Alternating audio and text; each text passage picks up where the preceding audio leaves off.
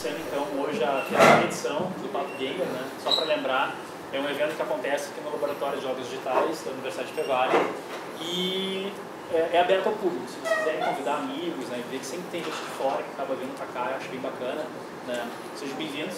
Tá? E dessa vez a gente vai ter o pessoal da Napalm Studio, né? A gente vai ter o André e o Thiago, né, que vão falar para nós um pouquinho sobre como desenvolver projetos, né, em RV, em realidade virtual, com alguns cases, algumas coisas que eles vão ter, e também o pessoal vai poder experimentar um pouquinho. A gente tem aqui, né, os guris trouxeram para cá, né, os de desenvolvimento, né, para óculos.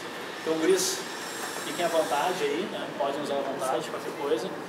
O tempo é livre, tá, e depois a gente abre um espaço de perguntas, a gente vê como é que vai sendo a dinâmica da coisa. Tá, guris? Tá, ok. Então tá. Então, agradecendo aí o convite aí para falar um pouquinho aí sobre o Rift e sobre essa questão da realidade virtual, do 3D, no sentido do 3D estéreo, né, da visualização do 3D, que é uma coisa que sempre me interessou há bastante tempo, né. Trabalho já com 3D há bastante tempo, né, não só 3D, mas 3D estéreo também, quando começou o 3D para cinema. A gente passou pela nossa mão praticamente todas as tecnologias que tiveram de 3D. A gente teve monitor que não precisa de óculos, né? 3D passivo, cinema, enfim, até chegar o óculos Rift, né? Inclusive, os primeiros óculos de realidade virtual, não sei se vocês se lembram, quem tinha, vinha antes, né? Os computadores antiguinhos, que eram os fininhos, né? E que o resultado era bem ruim, assim como cinema, né? Cinema 3D era aqueles anaglifo, né? Mas eu quando era piá, assisti o Tubarão em 3D, né? Acho que todo mundo assistiu algum desses filmezinhos. Mas, enfim, vamos... Tá, pode ser. Basicamente, isso é o que a gente acessa lá no site, né? Então, acho que essa é a ideia que a Oculus quer passar para a gente. Que eu acho que é até um conceito correto, né?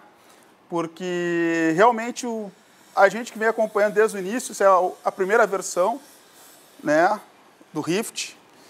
Então, a gente comprou, a resolução era realmente baixa, né? Ele tinha esse problema de que, embora a ideia de imersão entre o 3D já funcionasse bem, a resolução era bem baixa, né?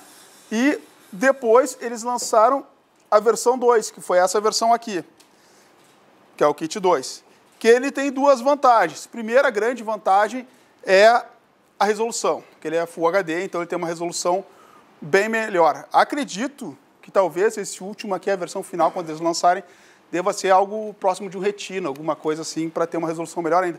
Porque apesar de ser Full HD, a gente ainda enxerga, né, os pontos por ele estar muito próximo da tela, né? Então a gente consegue enxergar os pixels ainda, não chega a ser uma resolução ainda completamente imersiva. Ele tem uma vantagem que ele tem um outro aparelhinho que ele consegue pelo menos pegar a movimentação da cabeça também para frente e para trás, dependendo do tipo de jogo que estiver jogando. Então, nesse aspecto foi um ganho, né? Ele é HDMI agora, mas ele continua com o problema do cabo, que limita bastante. E essa questão do cabo, ela realmente é um problema, porque por vários motivos, né?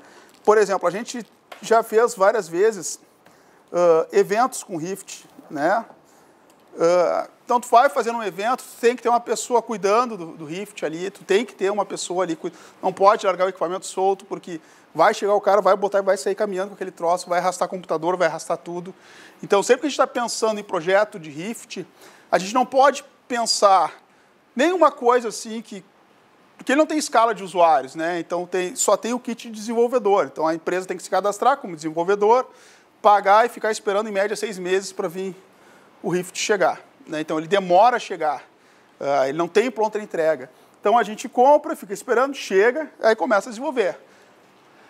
Para nós, que era uma empresa, assim, valia a pena pela curiosidade, pela inovação, né? Por ter essa experiência, por a gente gostar também desse tipo de... Ele não é muito caro, esse é um lado bom, ele custa uns $400, né? O que hoje no Brasil está ficando caro, né? Infelizmente, né? Daqui a pouco tu pode escolher se tu compra uma casa ou um Rift, os $400 estão ficando salgado, mas na época, felizmente, quando a gente comprou, ainda representa... Igual o imposto né, era $400, a gente pagou 2 e pouco, mas nos custou o Rift uns R$3.000, eu acredito. Só por causa dos $400 importado legalmente, né, pagando todas as taxas, tudo certinho como tem que ser nesse tipo de... É dolorido. Chega a mais ou menos esse preço. Então, ele é um aparelho interessante, que ele tem mais, basicamente, o que é o... Passa ali. Basicamente, ele é um monitor. A grande diferença é que ele consegue captar a orientação da cabeça, né, que aumenta consideravelmente a ideia de imersão. Um monitor 3D estéreo. Então, cada olho vai receber uma imagem diferente, e ele que gera esse problema de resolução pelas lentes estarem muito próximas. Para quem não viu ainda, ele, na realidade, ele tem aqui a fita que prende na cabeça, né, e as lentes. Né? Então, conforme a pessoa, dá para trocar essas lentes aqui. Elas saem, elas não são fixas. Ó. Então, as lentes, e aí dá para limpar, enfim, né, deixar elas... Porque é um outro problema que ele tem também, porque essa manutenção do Rift é uma coisa meio chatinha. Como vocês podem perceber, aqui já está sujo. Ó. A pessoa, no botar, quando a gente começa a trabalhar com Rift em evento, também essas coisas, essa lente, o pessoal encosta a cara ao colocar o óculos e ao tirar o óculos. Né? Então, a gente tem, depois o cara pega a manha de como botar o óculos, mas quando está num evento com muita gente participando, as pessoas simplesmente não sabem colocar os óculos. E aí acaba que sujam a lente. E aí a experiência já não fica tão legal, porque fica embaçado, então dá uma ideia de fora de foco, de falta de foco. Né? No mais, ele é razoavelmente resistente. Né? Aqui tem algumas entradinhas. Isso aqui eu não gostei de ser solto completamente, porque para te perder um abraço também. Então ele tem algumas coisas. Essa versão ainda, SD2K, ela ainda tem algumas fragilidades assim, enquanto produto. Né? Porque, enfim, tu pode perder a capinha, tem algumas peças meio soltas, ele é mais compacto que o 1. Uma outra coisa que a gente sentiu também nesse processo foi a maleta. A gente ficou tão feliz quando chegou a primeira... Esse aqui é a caixa do 1, parece que é invertido, né? Parece que esse aqui é do 2, esse aqui é do 2, esse aqui é do 1, só que é o contrário. Quando a gente comprou o 1, pô, veio uma caixa plástica, pô, parecia um agente secreto, né? Um troço massa, tudo... Aí, quando veio 2, veio esse papelão, assim, a gente ficou meio frustrado. Tipo, para quem tinha tido essa experiência de consumo, né? Chegar, pô, vou comprar o outro. Chega, veio um papelão desses aqui, foi meio sem sal. Acho que para quem comprou o 2 já direto não deve ter tido essa frustração, mas para quem já vinha acompanhando o projeto há mais tempo, foi bem decepcionante, né? Mas, enfim, não é acho que o objetivo era baixar o custo. Próximo. Então, aí um pouco do que eu estava falando. O que a Oculus vende no site é essa experiência aqui, que para nós ainda não chegou. Acredito que seja a visão que eles têm do produto, né, já com o headphone integrado, porque isso aqui é uma tralha. E tu bota a headphone, cara, para cada vez que tu vai tirar e botar, tirar e botar, tirar e botar, numa feira, num evento, é um inferno. Né, porque sempre é uma confusão. Dá um passo ali, mas... Então, essa é a realidade que a gente acaba vendo, né? Então, daqui a pouco, criando um cabo estendido ali para poder uma experiência diferente, o outro segurando o cabo. Então, essas traquitanas aqui, essa foto é genial, é muito que a gente acaba passando, né? Em eventos, segurando as pessoas, né? Tipo, para o cara não arrastar computador, isso e aquilo, né? Então, e a reação das pessoas é algo muito incrível, assim. Espero que eu até podia ter editado no vídeo, porque eu levo para aula de vez em quando, filmo os alunos, né? E é muito engraçado, assim, porque... Cada pessoa reage de uma forma diferente. Né? Tem gente, desde aquele cara que já está acostumado muito com o ambiente 3D, que joga muito 3D mais guia, por exemplo, provavelmente a maioria de vocês aqui, que bota e consegue entender que aquilo... Até gente que tem uma fobia absurda, tem gente que bota o óculos, dá 3 segundos e tira, não consegue ficar, acha muito estranho. E até aquele pessoal que viaja mesmo, que se deixa levar pela... E aí é engraçado demais, assim, que tu vê, assim, né, que tu vê aquela demo da montanha-russa, né, que é a clássica, o pessoal se abaixa, se segura, né, tu vê, grita, fica feliz, gente, gurias, então, mulherada, então, nossa, é um prato cheio pro Rift, assim, né, é o que tu vê de grito, enxilique, oh, meu Deus, e grita, né, então tem essa função toda que é, por essa experiência realmente ser imersiva, e acho que a grande sacada, o grande diferencial do Rift é que quando a gente bota, no momento que ele sinca com a orientação da cabeça, a gente realmente quer uma experiência diferente para todo mundo. Por mais que o cara já deixe acostumado, ao longo da nossa vida inteira, a gente sempre teve uma referência da realidade. Nunca teve nada tão imersivo quanto um Rift ou um cardboard ou qualquer coisa dessas. Então, mesmo que tu vai no cinema 3D, tá, é o cinema, tem sofá, tem cadeira, tem as pessoas, pipoca, ninguém chorando, tá ali, tu sabe que tá naquele ambiente. Mesmo numa cave, para quem já foi, não é a mesma coisa. Agora, quando tu bota o Rift, tu realmente, tipo, porra, oi, onde é que eu tô? E por mais que tu seja experiente, diga, não, sou foda, consigo, sou gamer, sou hardcore, na hora que tu mexe muito, dá um friozinho na barriga, alguma coisa assim, ele engana o nosso cérebro. Né? Que isso é uma outra parte do papo que a gente tem que ter, porque, na realidade, quando a gente vai desenvolver um projeto para o Rift ou qualquer realidade de 3D, a gente tem que ter muita consciência da experiência que a gente vai estar propondo para o usuário. Né? Então, passa aí a próxima. Basicamente, quando a gente está falando de 3D, a gente vai considerar, basicamente, alguns dados. Né? Um que é a distância interocular, que é a distância entre os dois olhos, que no caso do Rift é respeitada porque fica diretamente ligado, né? Que é de 2,5 polegadas, ou seja, mais ou menos 6, 7 centímetros, varia um pouco. Né? Então, isso a gente tem que considerar, embora isso, para o Rift reproduzir não seja um problema, a gente tem que considerar a nossa área quando a gente estiver fazendo o jogo. A gente não pode fazer, sempre que tiver, a grande dica para quem for fazer trabalho em 3D é sempre fazer em escala. Tá? Façam em escala e respeitem a escala. Então, se há um personagem que tem 1,80 m, faça com 1,80 m, bota as câmeras na distância interocular, certo? Que tudo vai funcionar melhor. Porque uma das coisas que, quando o cara vai fazer um projeto em 3D, a primeira coisa que o cara quer fazer é explorar o 3D. E socar aquele 3D na cara, sabe? Nada na realidade fica com... A gente não fica com uma coisa 3D na nossa cara, a gente desvia, é uma coisa desconfortável. Tá? Então, ficar jogando aquelas coisas 3D na cara do usuário é uma coisa cansativa. Pior que cansativa. Isso é uma coisa que vai trazer um problema de desconforto visual. Então, a experiência, sempre que a gente estiver falando em 3D estereoscópico, a gente vai ter, né, o zero parallax, que vai ser a distância de conforto, onde as duas visões coincidem. O positivo e negativo. Positivo é o que estiver atrás da zona de conforto, negativo é o que vai estar na frente. Tá? O parallax negativo, positivo. Tá? Essa distância, pessoal, é uma coisa que a gente tem que respeitar muito.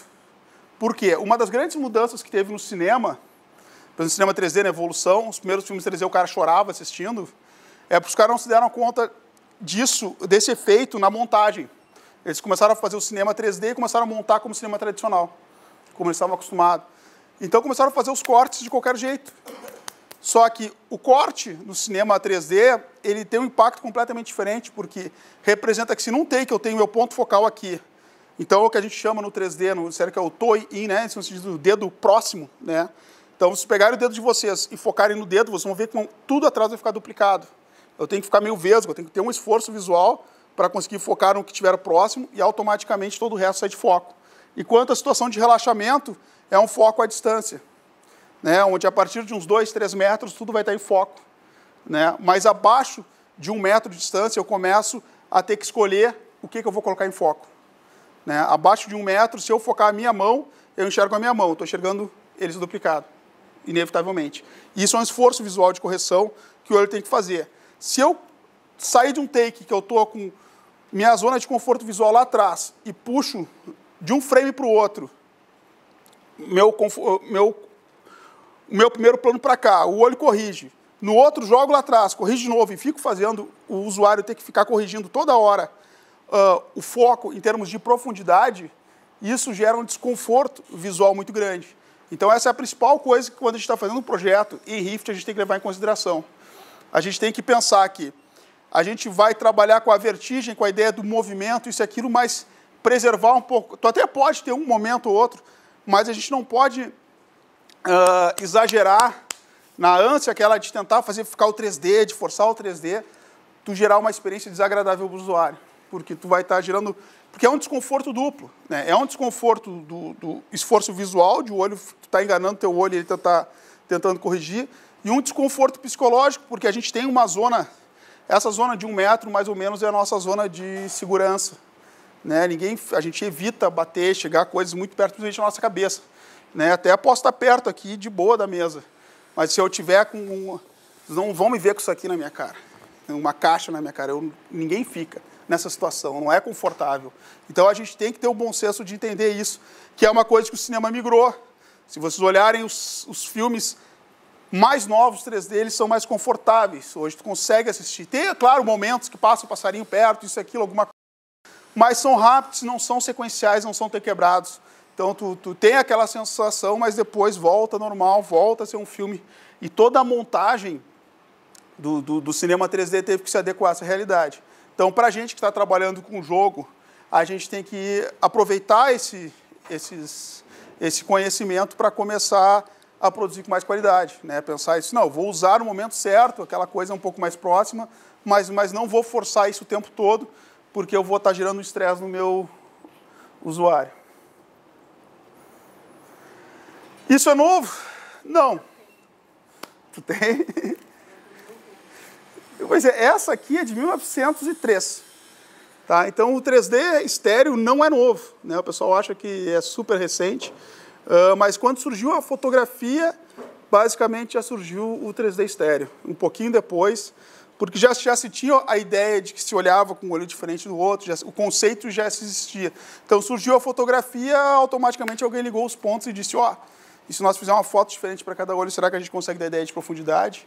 E deu. Só que, claro, né, disso aqui era uma curiosidade, aí ele vai evoluindo com várias tentativas fracassadas. Então, o que eu quero mostrar para vocês é que o 3D ele evolui ao longo de N tentativas frustradas, até hoje que ele está conseguindo se estabelecer, tanto no cinema. O cinema já se estabeleceu, né?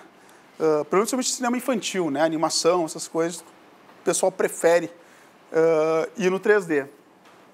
Claro que ele sempre vai ter uma limitação de usuário, tem gente que não vai conseguir ser acessado por vários motivos, tem gente que tem problema de visão, então não consegue ter a mesma experiência, tem gente que não consegue enxergar 3D, sei lá por quê, que a princípio não tem um problema de visão tão grave, mas diz que não enxerga, mas a maioria das pessoas responde bem.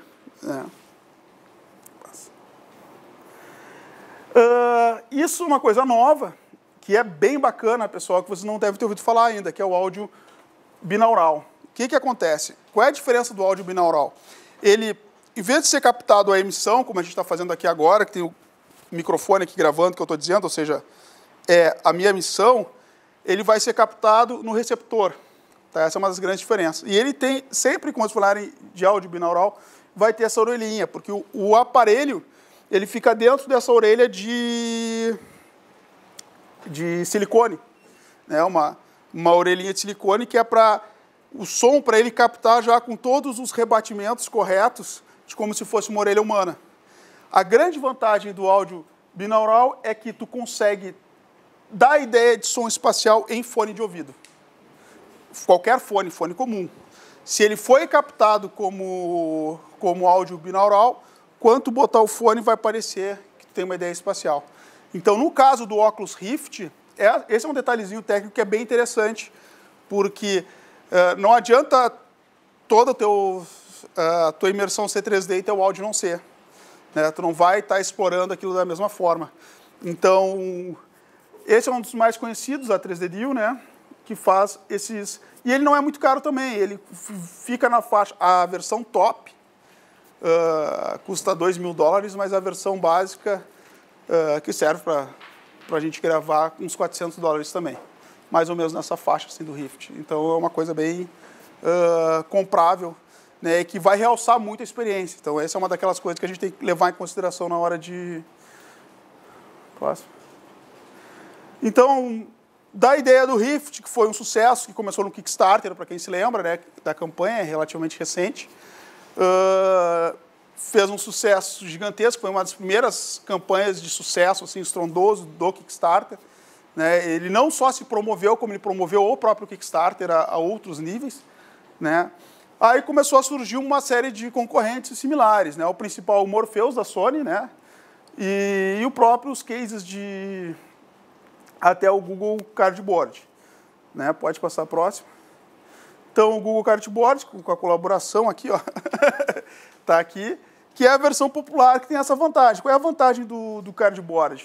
Que é interessante. O princípio de funcionamento é o mesmo do Rift, né?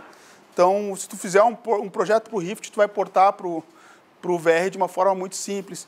E o próprio, acho que todo mundo trabalha com Unity aqui, o Rift ele já tem lá o SDK pronto, tu baixa, é só uma câmera basicamente, né? Com duas, só tem que cuidar um pouco se vocês quiserem linkar alguma coisa à câmera na hora de linkar, porque se linkar no lugar errado pode dar problema. Mas esse aqui, ele vai rodar em celulares grandes, né? Essa é a única restrição que ele vai ter. E a vantagem da mobilidade, da portabilidade, a gente não ter o cabo, o fio, aquele negócio que... Fale. Além de celulares grandes, tem alguma ideia de como é que fica para requisitos de hardware? Precisa ter o giroscópio. É um limitador bem considerável esse também. Então não adianta tu vender, isso é uma coisa, um ponto importante que tocou, não adianta tu vender para um cliente dizendo que qualquer cara com qualquer celular vai baixar esse troço e vai ser funcionando. 80% dos celulares que tem hoje no mercado não funcionam com o Google Cardboard, só os top de linha. Tá? Então, se pegar um celularzinho comum e botar, mesmo que seja grande, pega vários da Samsung, não vai funcionar. Tá? Vai funcionar principalmente Android, né? Vai funcionar só nos que tem pela necessidade, porque é pelo giroscópio que ele vai se orientar a orientação dele, né? E aí pode dar um problema. E aqui só porque eu estava falando antes, passa aí. Então essa aqui é uma coisa que eu gosto de mostrar, né? Então acho que está meio estreiazinha a cara dela, mas volta para a próxima. Essa é a mesma imagem rotacionada. Então o que acontece que eu estava falando 3D? O nosso cérebro ele tenta nos enganar, entendeu? Porque assim, basicamente o nosso cérebro é uma máquina de reconhecimento de padrão, tá? Ele vai olhar as coisas e vai tentar gerenciar alguma categoria conhecida. Se não tiver muito conhecida, ele dá um jeito de encaixar. Ele quer que aquilo faça sentido, né? Então, no 3D, a gente tem muito disso, né? Então, às vezes, o 3D, ele, tecnicamente, não está perfeito, mas ele vai tentar fazer funcionar. Tá? A nossa cabeça vai... Então, é muito comum vocês verem o falso 3D, né? Então, que o cara pega uma imagem 2D e através de algumas máscaras, criando umas camadas, criando a ideia de paralaxe, ele consegue fazer uma ideia de 3D. Mas que é falso, porque, na realidade, o cérebro está enxergando as mesmas imagens com distanciamentos diferentes. Tá? Só que ele, para tentar, na ânsia de fazer com que aquilo faça sentido, ele acaba dizendo, tá, ok, mais ou menos parece que está em 3D, então vai. Então é 3D, então a gente acaba aceitando. O que a gente tem que cuidar disso é que, embora o 3D ele aceite uma margem de erro considerável, é sempre o que eu falo, é o desgaste. Né? Se tu estiver trabalhando com essa margem de erro, tu vai estar forçando e desgastando o teu usuário. Né? Então, ele não vai ter. Então, aí a diferença de tu sentar e ver um avatar por 3 horas e sair sem dor de cabeça, tranquilo, feliz, comentando o filme, ou tu sentar numa experiência curta e sair chorando ali, né? Literalmente, né? Ou com dor de cabeça, com náusea, a gente tem náusea. Então, a gente tem que cuidar um pouco, experimentar bastante antes de trabalhar. Acho que... Alguma dúvida, pessoal, sobre o... Tinha falado do óculos de papel. Eu preciso de uma lente especial para colocar dentro dele. Ele tem a lente também. O kit vem completo, vem com a lente, ó. Todos eles têm a lente. Conseguiu aonde? Na realidade, estou com emprestado aqui. Ele vem montado quando tu compra. Quer dizer, tu compra montado ou desmontado. E no caso do Rift, ele vem com lentes avulsas. São essas lentezinhas aqui, que é para dar a distorção, para a gente conseguir enxergar a tela inteira. Se tu olhar, o foco dela é bem curto, ó, é feito na distância. Se tu tentar olhar lá, não enxergo nada. Se eu botar a mão aqui perto, aí eu enxergo ela perfeita. O que faz a demanda por resolução. Por isso que eu disse que eu acho... Eu acredito que quando eles lançarem o Rift final, ele vai... Aqui alguns links que eu botei, depois eu passo para o Ed, bastante material já, mas... extenso, explicando sobre o estereoscópico, né, sobre a estereoscopia em si, né, que eu acho que é a parte que quem tiver produzido conteúdo tem que estudar. Porque a parte de Unity vocês já conhecem, o SDK que a Oculus fornece é bem simples, essa é a parte que vai poder ser um diferencial ali em termos de o que fazer e o que não fazer, né? Boas práticas em termos de desenvolvimento. Quer fazer alguns testes para o pessoal experimentar aí? Tá, vamos ligar agora. Deixar o pessoal brincar então.